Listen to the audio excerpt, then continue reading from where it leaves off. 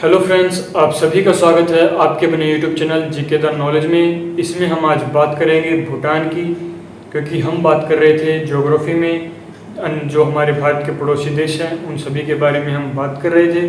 तो आज हमारी बारी है भूटान की। भूटान के बारे में हम देखेंगे कि उसकी जो राजधानी है कौन सी है, कितनी जनसंख्या है, वहाँ पर किस प्रकार के लोग रहते हैं, किस प्रकार के धंधे किए जाते हैं, यानी किस प्रकार का उद्योग है वहाँ पर, किस प्रकार की फसल की जाती है, इन सभी के बारे में हम बात करेंगे। तो आइए शुरुआत करते हैं बिना किसी रोक टोक के। तो बात करेंगे भूटान की। जो भूटान है वो एक टोबैको फ्री कंट्री है, यानी टोबैको फ्री कंट्री का मतलब है कि धूम्रपान वहाँ पर नहीं किया जाता। ऐसा नहीं है कि बिल्कुल भी नहीं होता है, लेकिन कुछ एक प्लेसेस है जो डिनोट किए गए हैं, जो बताए गए हैं, सिर्फ उन्हीं क्षेत्रों पर जो है भूटान में नशा किया जाता है, यानी टोबैको यानी धूम्रपान किया जाता है। बाकी जो टोबैको जो है पूर्ण रूप से प्रतिबंधित है जो भूटान में। उसके अलावा जो भूटान में जेब्रा लाइन नहीं है, जो जेब्रा लाइन अन्य देशों में जिस प्रकार जेब्रा लाइन होती है, जेब्रा क्रॉसिंग लाइन, उस प्रकार भूटान में कोई जेब्रा लाइन नहीं। ठीक है, तो ये थी कुछ इंटरेस्टिंग बातें। तो अब बात करते हैं हम भूटान की, उसकी राजधानी की और उसकी अन्य बातें हम बात करेंगे। तो सबसे पहले देखते हैं भूटान और उसकी राजधानी कौन सी है। तो हम बात करेंगे आज भूटान देश की। भूटान देश की राजधानी से पहले हम बात करेंगे सीमा की। तो यह इसकी सीमा बात करेंगे, इस प्रकार हम सीमा बनाएंगे और इसके अंदर आएगा भूटान, ये आएगी पश्चिम, पूर्व, दक्षिण और उत्तर। तो इसके उत्तर में है चीन और इसके बाकी जो तीनों जगहों पर है भारत। पूर्व हो, पश्चिम हो या फिर दक्षिण हो, इन तीनों तरफ से भारत की सीमा लगती है और भूटान की उत्तर में चीन से लगती है। इसी प्रकार मिलती जुलती जो सीमा है मैंने बताई थी आपको, अगर याद है तो नेपाल देश है जिसकी सीमा भी इसी प्रकार लगती है, क्योंकि उत्तर में चीन है, पूर्व, पश्चिम और दक्षिण में जो सीमा लगती है वो भारत की लगती है। ठीक है, तो ये जो इसकी सीमा है वो आपको पता चल गया कि पूर्व, पश्चिम और दक्षिण में भारत के साथ सीमा लगती है, उत्तर में चीन के साथ। जो भूटान है एक पर्वतीय देश है, पर्वतीय देश, पूर्णतः पर्वतीय देश है, यानी पूर्ण रूप से एक पर्वतीय देश है। यहाँ पर कोई समतलीय भाग है ही नहीं, अगर है तो पर रेयर ही है। तो यहाँ पर जो है पूर्णतः समतलीय प्रदेश है और एक ये स्थल रूप देश है, मतलब चारों ओर सीमा से घिरा हुआ है, स्थलीय सीमा से घिरा हुआ है। इसकी राजधानी की बात करें तो जो राजधानी है भूटान की वो थिम्पू है।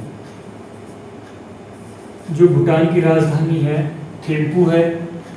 यह एक पर्वतीय देश है, चारों ओर स्थलाबद्ध देश है, चारों ओर से सीमा से घिरा हुआ देश है। इसके बाद बात करते हैं इसकी जनसंख्या की। तो इसकी जो कुल जनसंख्या है वो कितनी है? 7.97 लाख। 7.97 लाख, करोड़ है ही नहीं, सिर्फ लाख में है 7.97 लाख। मतलब कि बहुत छोटा है देश, लेकिन बहुत ही अच्छा देश है। यहाँ पर साफ सफाई आपको बहुत ज़्यादा मिलेगी। यह जो यहाँ के जो लोग हैं पर्यावरण को साफ सुथरा रखने में बहुत ही ज़्यादा योगदान देते हैं। ठीक है, तो ये पर्यावरण को बचाने में बहुत ही महत्वपूर्ण योगदान दे रहा है भूटान देश। ये बहुत ही साफ सुथरा देश है और टोबैको भी फ्री है, तो यहाँ पर नशा पदार्थ भी बहुत कम किया जाता है। और एक पर्वतीय देश है, तो यहाँ पर जो पर्वतीय के जो ट्रैकिंग वगैरह की जो सुविधाएं हैं बहुत सारी देखने को मिलेगी। एक टूरिस्ट प्लेस बहुत अच्छा है। तो इसकी जो राजधानी है थिम्पू है और इसकी जो जनसंख्या है वो 7.97 लाख है और यह एक पर्वतीय देश है। इसके बाद बात करते हैं जो इसकी जनसंख्या है वो उसमें से 60% जो जनसंख्या है भोटिया जाति की है। भोटिया मेरी जाति, जो 60% जनसंख्या है वो भोटिया मेरी जाति की है।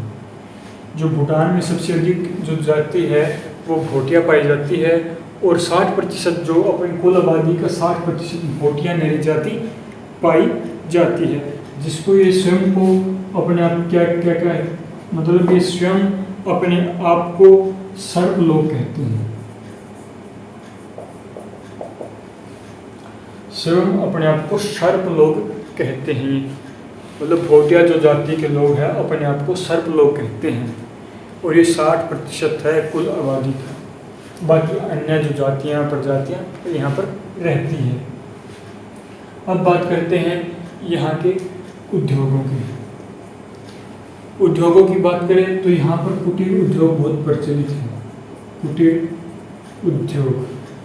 कुटीर उद्योग यहाँ पर प्रचलित है, मतलब कि घरों में जो छोटे मोटे खिलौने वगैरह बनाना या छोटे किसी भी चीज़ का बनाना, छोटी मोटी चीज़ों को, उसको कहते हैं कुटीर उद्योग। तो कुटीर उद्योग है, जिसको गृह उद्योग भी कह सकते हो। तो ये कुटीर उद्योग जो है भूटान में सबसे ज़्यादा प्रचलित है। और कुटीर उद्योग का जो व्यापारिक पड़ोसी देश है, व्यापारिक पड़ोसी देश वो भारत है। भारत इसका व्यापारिक पड़ोसी देश है। किसका? भूटान का। भूटान का व्यापारिक पड़ोसी देश जो है वो, मतलब भूटान का व्यापारिक पड़ोसी देश भारत है। और कुटीर उद्योगों से प्रचलित जो है, यहाँ पर अधिक कुटीर उद्योग प्रमुख है भूटान में। और जो इसका एक्सपोर्ट किया जाता है वो कलकत्ता बंदरगाह से किया जाता है।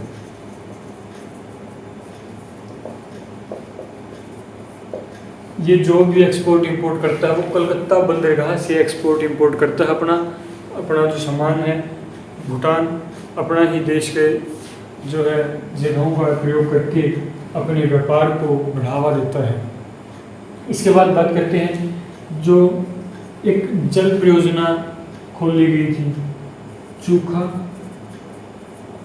जल परियोजना। चूखा जल परियोजना, चूखा जल परियोजना, ये जो जल परियोजना थी, यह भारत के सहयोग से भूटान में खोली गई थी। भारत के सहयोग से भूटान में चूखा जल परियोजना खोली गई थी, ठीक है। और इसके अलावा बात करते हैं कि संसाधनों की, खनिज व संसाधनों की, तो खनिज व संसाधनों का अभाव है। खनिज व संसाधनों का अभाव, खनिज व संसाधनों का अभाव पाया जाता है भूटान में, क्योंकि मैंने आपको बताया कुटीर उद्योग है। यहाँ पर कुटीर उद्योग है तो यहाँ पर जो छोटे मोटे सामान बनाए जाते हैं, तो यहाँ पर ये तो है नहीं कोयला मिलेगा या आपको यहाँ पर सोना चांदी तांबा ये सब प्रकार की चीज़ें मिलेंगी, वो यहाँ पर है नहीं, क्योंकि खनिज संसाधनों का अभाव है। इसीलिए कुटीर उद्योग है। और कुटीर उद्योगों में जो व्यापारिक पड़ोसी देश है वो भारत है।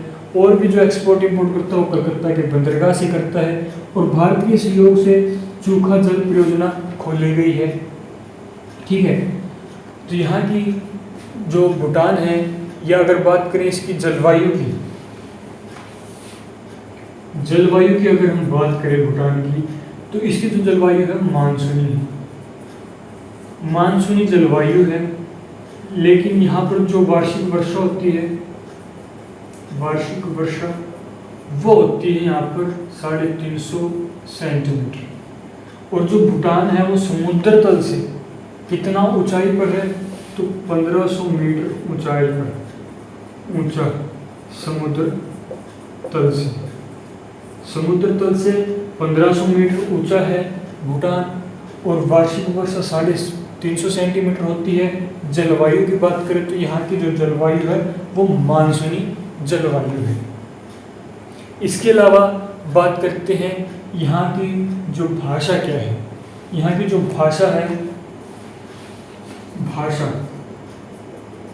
यहाँ पर 2 भाषाएं बोली जाती है। 2 भाषाएं कौन सी है? एक जोंखा और दूसरी नेपाली। जोंखा और नेपाली ये दो भाषाएं भूटान में बोली जाती हैं।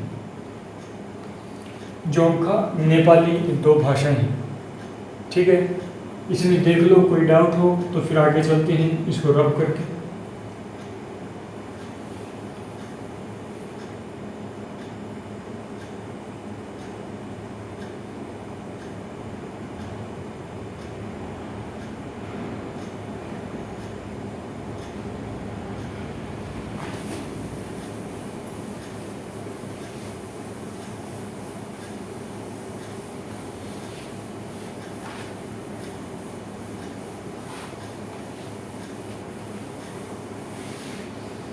बात करते हैं यहाँ के जो पठार, इसके जो पर्वत की,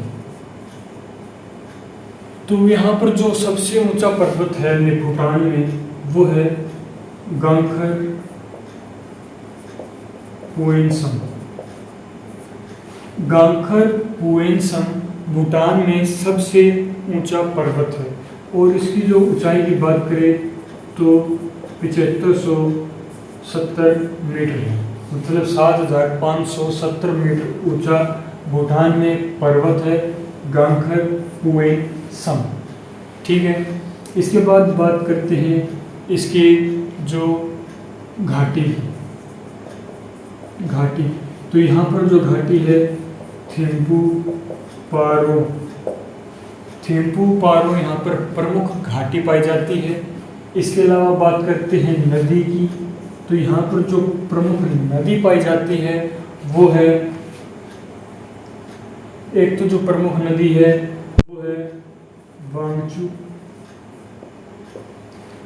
वांगचू नदी, दूसरी है संकोश नदी, वांगचू नदी, और तीसरी है मनास नदी। ये इम्पोर्टेंट है, वैसे बहुत सारी है। जिस प्रकार भारत में 3 है, गंगा, ब्रह्मपुत्र, सिंधु, वैसे तो बहुत और भी है, गोदावरी, कृष्णा, लेकिन 3 जो है ये इम्पोर्टेंट है, संकोश, मनास, वांगचू। ये इम्पोर्टेंट नदियाँ हैं और ये इम्पोर्टेंट घाटियाँ हैं, थिम्पू, पारो, और भी घाटियाँ हैं। पर्वत चोटी भी और भी होंगी, लेकिन सबसे ऊंची तो यही है कि गांगखर पुएंसम सबसे ऊंची पर्वत चोटी है जिसकी ऊंचाई 7570 मीटर है। घाटी की बात करें तो थिम्पू और पारो घाटी प्रमुख है, और नदी की बात करें तो प्रमुख है वांगचू, संकोश और मनास। ये 3 नदियां जो है इम्पोर्टेंट है। अब बात करते हैं हम इसके कृषि क्षेत्र की। कृषि, तो जो कृषि है तो यहाँ पर 2% भाग पर कृषि की जाती है। भूटान के केवल 2% भाग पर कृषि की जाती है और 5% भाग पर चारागाह। 2% भाग पर कृषि, और इस 2% भाग पर 90% जनसंख्या, भूटान की 90% जनसंख्या 2% कृषि करती है। और इस कृषि में क्या है? कृषि में गन्ना है, कपास है, गेहूं है, जौ है। इस प्रकार की जो कृषि है वो भूटान के लोग करते हैं। ये था इनकी कृषि के बारे में, चारागाह के बारे में, इसकी प्रमुख नदियाँ, घाटियाँ। और एक चीज़ इसमें जो सबसे इम्पोर्टेंट है वो है कि जो भारत इसको देश को, भूटान को 1974 में दर्जा मिला, देश का दर्जा जो है 1974 में इसको मिला था, 1974 में, जिसको यूएन ने यानी यूनाइटेड नेशन ने इसको देश का दर्जा दिया था। हालांकि 1969 में यहाँ पर लोकतांत्रिक राजतंत्र स्थापित हो गया था। लोकतांत्रिक राजतंत्र स्थापित हो गया था, लेकिन 1974 में इसको देश की मान्यता दी यूएन ने। ठीक है, इसके बाद अगर हम बात करें तो इसको थंडर जो ड्रैगन के नाम से भी जाना जाता है। थंडर ड्रैगन की भूमि के नाम से भी भूटान को जाना जाता है।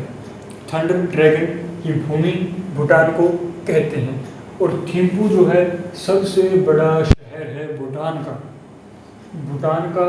सबसे बड़ा शहर थिम्पू है, इसके देश को थंडर भूमि यानी थंडर ड्रैगन भूमि इसको कहा जाता है। 1974 में यूएन ने इसको देश की मान्यता दी। हालांकि यहाँ पर लोकतांत्रिक राजतंत्र जो है 1969 में स्थापित हो चुका था। तो ये थे भूटान के बारे में। आई होप आपको भूटान से संबंधित सभी जानकारी प्राप्त हो चुकी होगी। जिसको प्राप्त नहीं हुई या जिसको समझ में नहीं आया, इस वीडियो को फिर से देखें और पहली बार देख रहे हो तो लाइक शेयर सब्सक्राइब कर दें और अधिक जानकारी के लिए इस चैनल को सब्सक्राइब कर दें। धन्यवाद। जय हिंद।